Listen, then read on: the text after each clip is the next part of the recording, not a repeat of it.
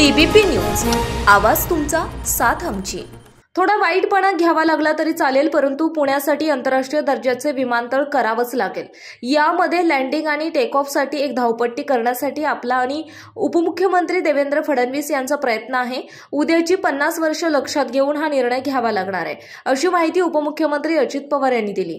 बारामती येथे आयोजित कार्यक्रमात उपमुख्यमंत्री पवार यांनी विमानांची वाढती संख्या आणि अपुऱ्या विमानतळासाठी अपुरी जागा याबाबत चिंता व्यक्त केली। यावेळी पवार म्हणाले, पुण्याचे विमानतळ संरक्षण विभागाचे आहे, दुसरी पुरंदरचे विमानतळाच्या जागेचा प्रश्न आहे, मात्र वाईटपणा घेऊन विमानतळाचा प्रश्न मार्गी लावणार असल्याचे सूतोवाच पवार यांनी केले। यावेळी पवार यांनी बारामतीच्या विमानतळाबाबत देखील महत्त्वाची माहिती दिली। ते म्हणाले, बारामतीमध्ये नाईट लँडिंग करायचं आहे। आपल्याकडे बारामतीत एका बाजूला रेल्वे आहे आणि दुसऱ्या बाजूला गोजुबावी तळ खड्ड्यात आहे, त्यामुळे बारामतीत मोठी विमाने उतरवण्यास अडचण आहे। मागील काळामध्ये सरकारने काही विमानतळ ठेकेदारी पद्धतीवर दिलेली आहेत। यामध्ये बारामती, धाराशिव, नांदेड, लातूरसह 5 विमानतळांचा समावेश आहे।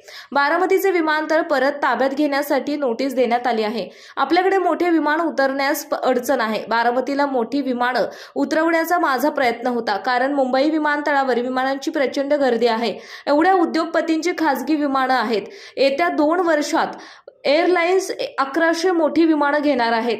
ती वेगवेगळ्या विमानतळावर थांबणार आहेत। खासगी विमानं मुंबईत सोडून इतरत्र थांबत असल्याचे पवार यांनी निदर्शनास आणले। आपल्या भागातील महत्त्वाच्या आणि ताज्या बातम्या पाहण्यासाठी आजच टीबीपी न्यूज चॅनलला